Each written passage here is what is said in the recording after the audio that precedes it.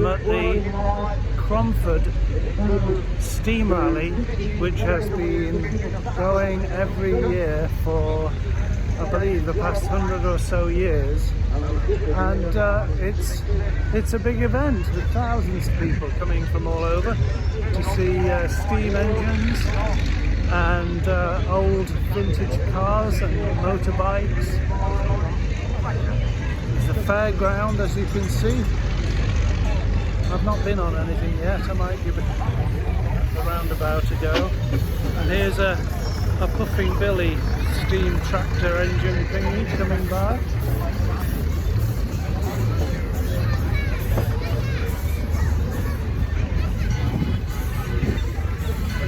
There's definitely a strong sense, of course, of nostalgia. And the idea is that life was better if dirtier in these days. But you know, it just makes me reflect that in the space of only 2 or 3 generations, we've changed from steam to silicon. So we live pretty much in a silicon-powered world, a digital world now.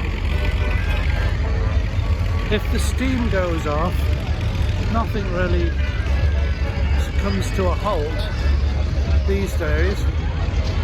But if the electricity goes off and if the internet goes off, you can't, as I've discovered, you can't pay for your coffee and donuts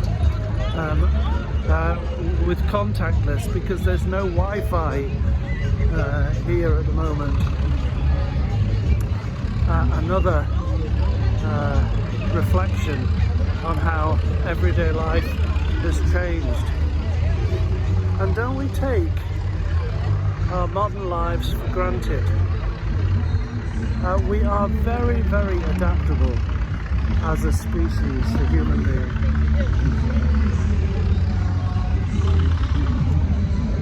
And so we take it, most of us, we take it in our stride. And we take it as a good thing, capital G, capital T. And I have some empathy for those, and I know a few, who regard the older, simpler, perhaps dirtier times as preferential. I don't think you'll be able to hear me over this, the noise of these Caterpillar machines doing their stuff here at the Steam Rally.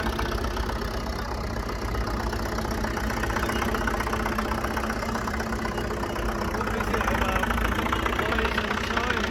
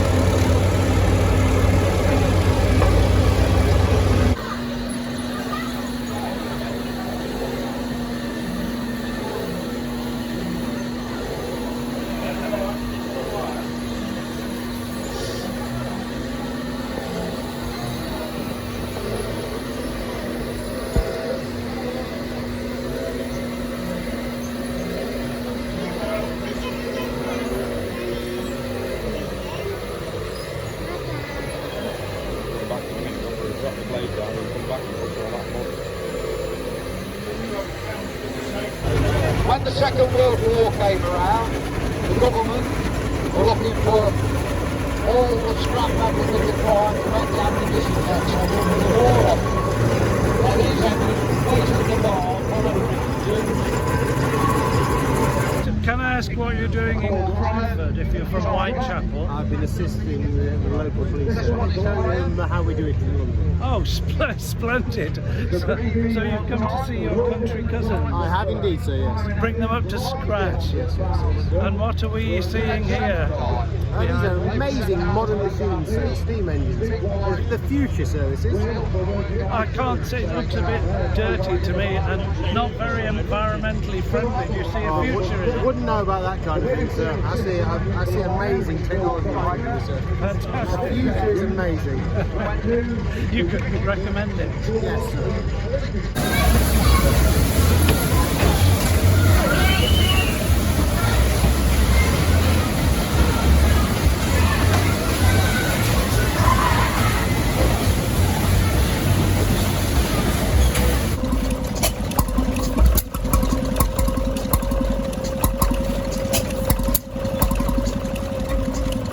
You can't find telltales like some kind of manufacturer's plate. Yeah, chassis stuff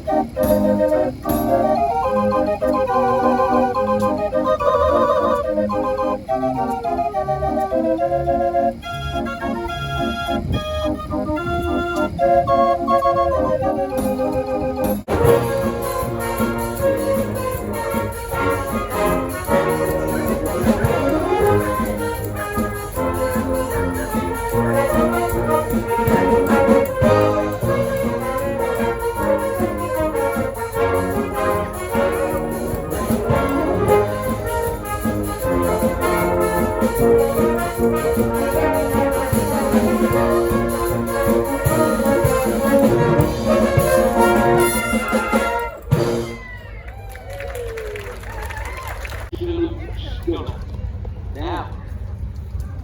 See, I'm telling you, I'm 40 years old, I love you.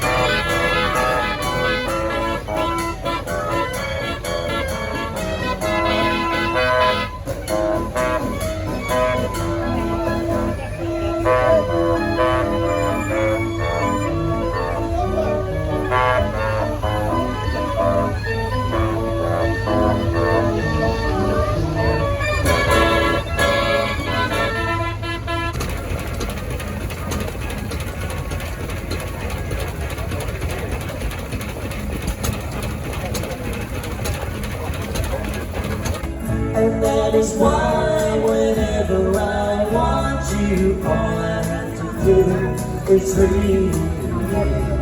Dream, dream, dream, dream. Now, look at these.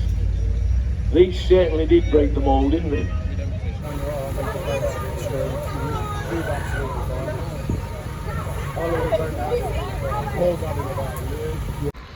I do get it. By that I mean, I do get why people enjoy and feel at home in a sort of festival of the past with old steam engines and old tractors and old early motor cars, vintage cars and bikes. Something, of course, it's nostalgic, but it's nostalgia isn't what it was. No, nostalgia is looking at a previous time, of course, through a particular set of tinted spectacles. You probably can't remember what it was like at the time. Like, I can't actually remember what the state of society or the economy was when I was a boy growing up in Liverpool in the 60s. And of course it's easy to think that the olden days, as the Punch and Judy man said, yes, I did watch Punch and Judy, the whole show, where he even managed to get in an Amazon delivery into a Punch and Judy show. What's that about?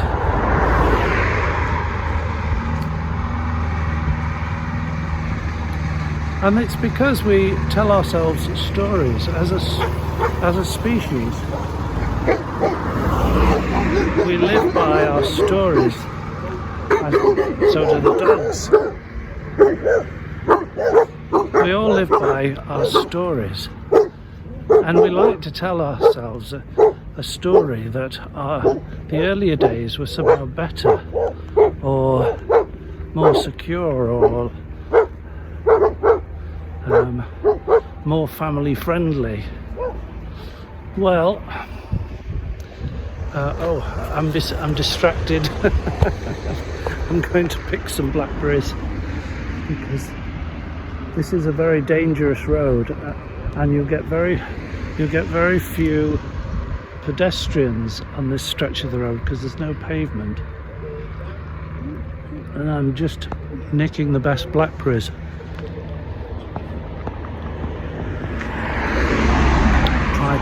Try not to get run over. Now that would be nostalgia for being alive. So we like our stories, but of course we edit our stories.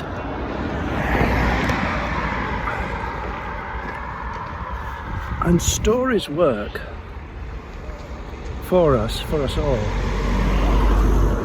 because it makes sense of the senseless. It gives us a sort of an anchor, a sort of a ley lines of our life story, and I get that. I certainly have my own ley lines. They can become like Gulliver. They can end up as ropes tying you down, because we are not our story, are we? We like our stories, but we are not our stories. We are the observer of our stories, and that story does not come and go like the other ones. It's just constant, independent, universal awareness in which all of our stories come and go.